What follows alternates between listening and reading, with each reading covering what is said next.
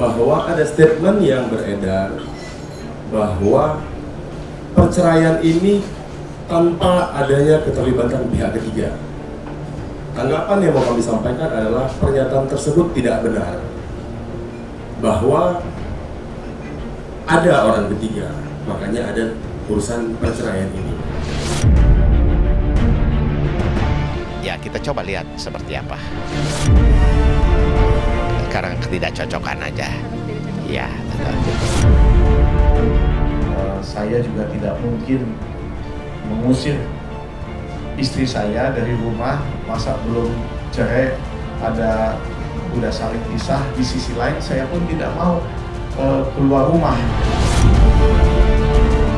Ini yang tadi saya bilang bahwa kartu kredit itu tidak bernilai 10 juta, Pak. Lebih dari situ. Ini hanya beberapa ya, ini hanya contoh saja. Atas namanya siapa? Atas namanya ibu. Aduh, mikirin anak dong, jangan bercerai, ya jujur aja kalau kita tetap memaksakan untuk tetap bersama, tetapi di dalam rumah tangga sudah tidak menunjukkan hubungan suami dan istri yang baik, yang harmonis, yang saling mengasihi, apalagi setelah sudah melewati langkah-langkah seperti ini, itu juga semakin sulit kan. Jadi anak-anak kami pun sudah mengerti, sudah memahami, dan sudah bisa menerima keputusan kami berdua. Drama rumah tangga Ari Wibowo dengan Inge Anugrah membuka tabir baru tentang masalah yang terjadi di antara keduanya di tengah proses perceraian yang masih berjalan di Pengadilan Negeri Jakarta Selatan. Selain adanya isu pihak ketiga, heboh tentang perjanjian pranikah yang disepakati Ari dan Inge di awal pernikahannya itu kini turut menyedot perhatian warganet, yang justru miris dengan nasib yang harus dihadapi Inge ke depan usai resmi bercerai tentang harta bersama. Menjawab kabar miring tentang nafkah bulanan yang ramai dipergunjingkan netizen, tak perlu waktu lama, adik kandung artis senior Ira Wibowo itu pun akhirnya angkat bicara. Lantas, seperti apakah bentuk klarifikasi Ari Wibowo terkait nafkah bulanan yang sempat disinggung pihak Inge? Dan seperti apa pula pembenaran pihak Ari Wibowo tentang adanya pihak ketiga belakangan ini yang mencampuri urusan rumah tangga mereka hingga sering cekcok? Lalu, bagaimanakah tanggapan pihak Inge? Saksikan selengkapnya hanya di Cumicam In-Depth berikut ini. Hai Cumi Lovers, bersama Cumicam In-Depth kami sajikan kabar lengkap, mendalam, dan akurat dari narasumber terpercaya. Dan jangan lupa untuk like, subscribe, dan juga share channel YouTube ini.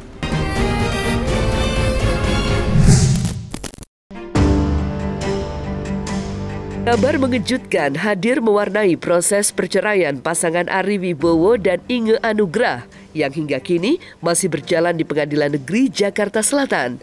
Setelah sempat diam, Ari Wibowo yang didampingi kuasa hukumnya kemarin akhirnya tampil di hadapan awak media.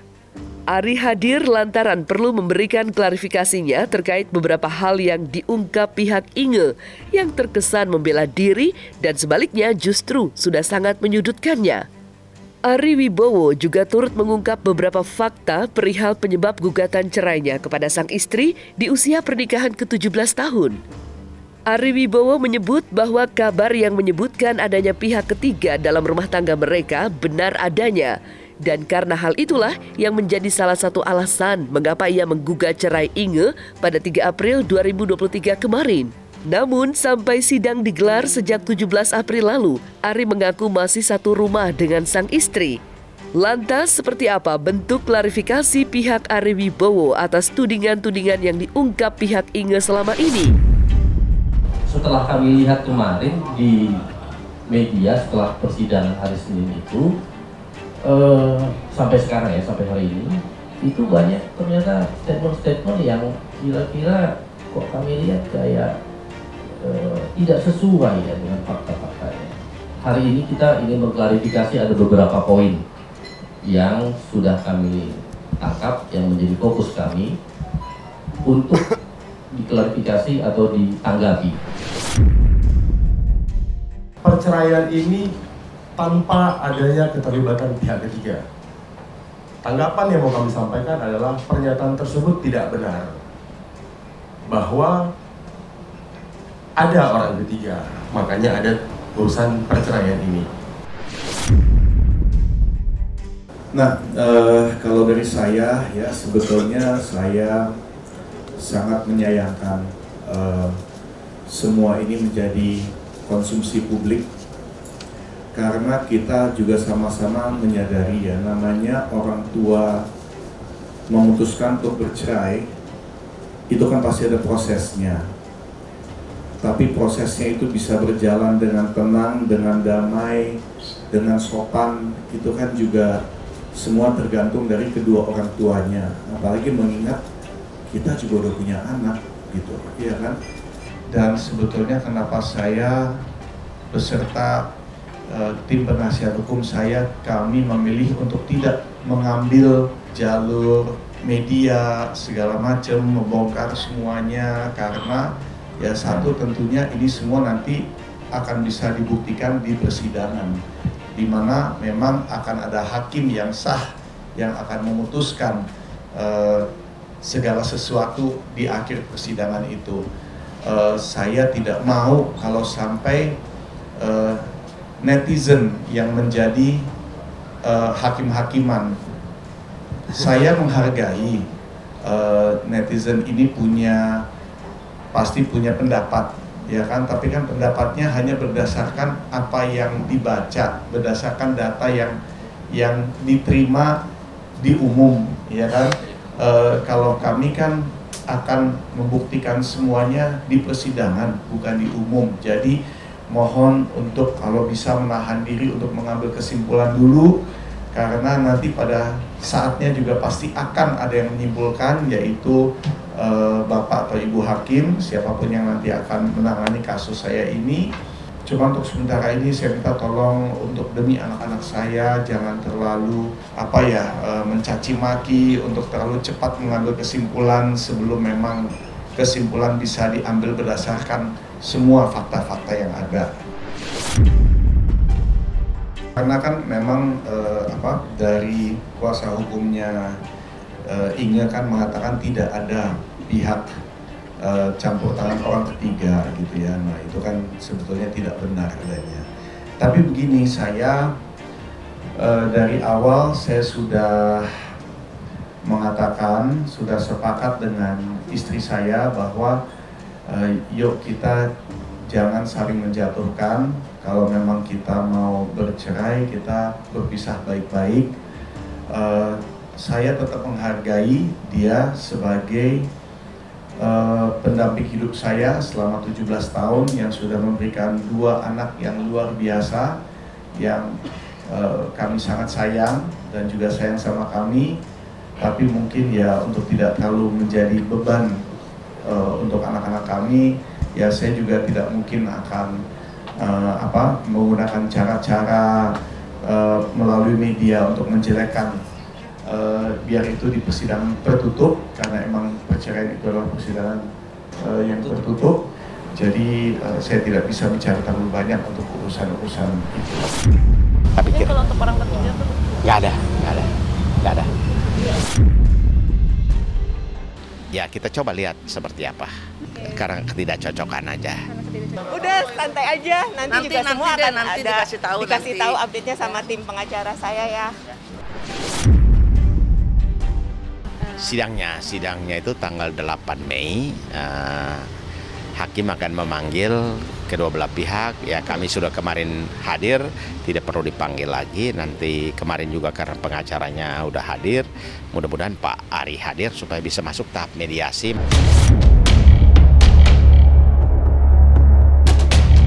Hal lain yang juga mengusik harga diri adik kandung artis Ira Wibowo ini adalah tudingan pihak Inge soal dirinya yang disebut pelit, lantaran hanya memberikan uang bulanan kepada sang istri sebesar 10 juta rupiah, itu pun dalam bentuk saldo limit kartu kredit. Ari Wibowo lewat pengacaranya lantas menjelaskan soal uang bulanan tersebut. Iya, meski tidak menampik memberikan uang bulanan dalam bentuk kartu kredit, namun saldo limit kartu kredit tersebut angkanya bisa selalu berubah-ubah, tergantung kebutuhan sang istri. Ari pun lantas menunjukkan salah satu bukti di mana kartu kredit yang harus ia bayarkan justru bisa mencapai 24 juta rupiah. Tidak hanya itu, Ari juga menyiapkan uang cash di berangkas rumah mereka yang bisa dipakai Inge jika ada keperluan mendadak di rumah. Lantas, benarkah Ari Wibowo juga mengungkap untuk keperluan pribadi sang istri, seperti pulsa telepon dan juga biaya salon, semua juga atas tanggungannya? Tentang tidak adanya nafkah yang diberikan oleh klien kami kepada Ibu Inge. Adapun yang diberikan itu dalam bentuk kartu kredit yang kurang lebih nilainya sekitar 10 juta. Katanya seperti itu di media. Nah, poin ini akan kami tanggapi dengan fakta seperti ini. Di dalam perkawinan Mas Ari dengan Ibu Inge, klien kami dengan Ibu Inge, itu selalu diberikan dengan beberapa macam. Pertama, kartu kredit. Kalau kartu kredit itu nilai yang sudah diberikan itu lebih dari 10 juta. Bahkan kalau mohon maaf kalau kita bisa sebut di sini ada yang 16 juta, 19 juta, 24 juta, 23 juta. Itu semua Mas Ari yang bayar. Atas nama siapa kartu kreditnya? Atas nama Ibu Inge. Yang kedua, selama dalam perkawinan mereka, itu Mas Ari selalu menyediakan uang cash di berangkas yang ada di rumah, di tempat tinggal mereka. Uang cash di berangkas itu bisa diakses baik Ibu Inge maupun Mas Ari. Dan ketika uang itu sudah mulai habis, Mas Ari, klien kami itu selalu mengisi kembali, menjaga agar uang itu tetap ada di situ. Itu bisa digunakan tanpa perlu pertanggungjawaban. Yang ketiga, seluruh biaya-biaya yang dikeluarkan untuk keperluan rumah tangga, contoh, kita sebut saja pada umumnya itu listrik, air, bahkan internet di rumah maupun pribadi dari Ibu Inge sendiri, gaji ART, driver, handphone ditanggapi lagi. Itu semua dibayar oleh klien kami sendiri. Ada, itu di luar dari kartu kredit yang sudah saya jelaskan tadi. Dan bahkan kalaupun mau kita buka kartu kredit, mohon maaf, itu untuk keperluan pribadi seperti biaya salon juga ada di situ. Jadi karena ada statement itu, maka ya kita bicara bukti saja gitu. Ini yang tadi saya bilang bahwa kartu kredit itu tidak bernilai 10 juta, lebih dari situ. Ini hanya beberapa ya, ini hanya contoh saja. Atas namanya siapa? Atas namanya Ibu. Ya, dia kan dikasih kartu kredit, ada limitnya. Kalau misalnya tagihannya ada lebih, nanti ditanya ini kelebihannya bagaimana, dari apa, baru dilihat di situ. Oh, ada misalnya ke dokter gigi, anaknya ke dokter gigi atau kebutuhan lain gitu. Jadi sangat ini gitu. Berarti sangat dibatasi kebutuhan yang bayinya sendiri ya? Iya, kira-kira gitu. Struk belanja atau di struk tagihan dari bank kan kita juga tahu toh, tapi ditanya atau apa baru oh ya coba dilihat itu misalnya tanggal berapa, transaksi apa, baru oh ya dijelaskan. Ini misalnya dia Ibu Inge bilang oh ini yang mahal dokter gigi misalnya, nah gitu ya, baru oh ya oke gitu. Jadi selalu sangat dikontrol gitu. Uang belanja itu kan dari kartu kredit. Terus kalau ada uang yang ditaruh di satu tempat, itu uang yang untuk kebutuhan mendadak. Beli aqua, galon, gas, dan seterusnya. Nah itu yang dipisahkan, tapi maksudnya uang pribadinya buat dia, misalnya mau kemana, mau apa, itu kebutuhan lah kira-kira gitu. Nanti aja ya Mas, terima kasih. Ya. Tapi untuk anak-anak sendiri bagaimana keinginan? Anak-anak gimana baiknya? Anak-anak baik-baik semuanya, lagi sekolah. Oma, bagaimana? Doanya berjalan dengan lancar, semuanya deh ya. Baik-baik aja.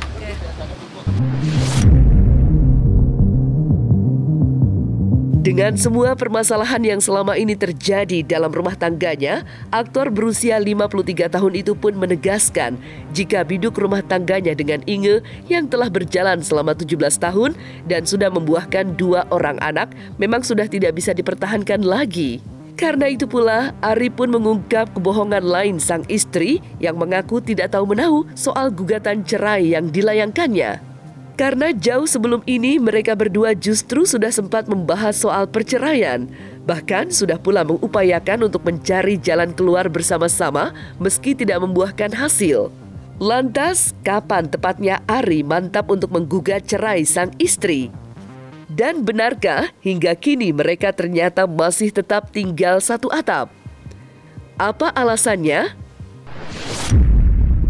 Terkejut kaget karena adanya perkara perceraian, adanya surat panggilan yang tiba-tiba diterima dari pengadilan, kan gitu. Nah, ini kami tanggapi.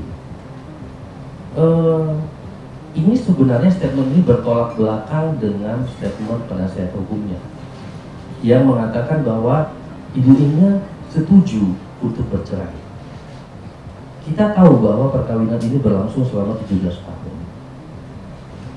Untuk bercerai itu tidak diputuskan 1 jam, 1 hari, 1 bulan. Itu bertahun-tahun sebelumnya. Jadi sebelum hari ini sudah ada, Ibu Inge itu sudah tahu bahwa ada rencana perceraian ini. Gitu ya. Jadi statement itu tidak benar. Statement bahwa seolah-olah dia nggak tahu kok tiba-tiba saya digugat, kira-kira begitu ya. Kalau dari saya pribadi, saya baru mempertimbangkan ini dari bulan Desember kemarin. Kita sekarang masih satu rumah, bahkan masih tidur di ranjang yang sama, karena memang kita kan belum cerai, kita masih proses, ya kan? Kita di rumah, kita berusaha untuk tidak bicara masalah ini biar kuasa hukum kami masing-masing yang bekerja, kami di rumah demi anak-anak juga kita ya berusaha untuk tetap seperti biasa ya, walaupun mungkin ya pasti itu tidak mudah ya, karena dengan segala sesuatu yang sudah dikatakan di luar sana gitu ya, di sosial media, tapi ya untuk anak-anak kita harus berjuang, dan saya juga tidak mungkin mengusir istri saya dari rumah. Masa belum cerai udah saling pisah. Di sisi lain saya pun tidak mau keluar rumah, karena kalau saya keluar rumah nanti disangka wah Ari ayah yang tidak baik, yang tidak mempedulikan istri dan anak-anak, belum cerai aja udah kabur-kabur gitu. Saya juga nggak mau gitu. Untuk berdamai itu pun sudah pernah kami bicarakan, itu pun sudah diusahakan, tetapi dari kami bersama-sama, baik dari istri, dari Inge Anugrah maupun dari saya, kita sudah mengambil keputusan bahwa ini adalah jalan yang terbaik, bukan saja untuk kita tapi juga untuk anak-anak kita. Jadi tidak selama-lamanya bisa dikatakan aduh mikirin anak dong, jangan bercerai. Ya jujur aja, kalau kita tetap memaksakan untuk tetap bersama tetapi di dalam rumah tangga sudah tidak menunjukkan suami hubungan suami dan istri yang baik, yang harmonis, yang saling mengasihi, apalagi setelah sudah melewati langkah-langkah seperti ini, itu juga semakin sulit kan. Jadi anak-anak kami pun sudah mengerti, sudah memahami, dan sudah bisa menerima keputusan kami berdua gitu.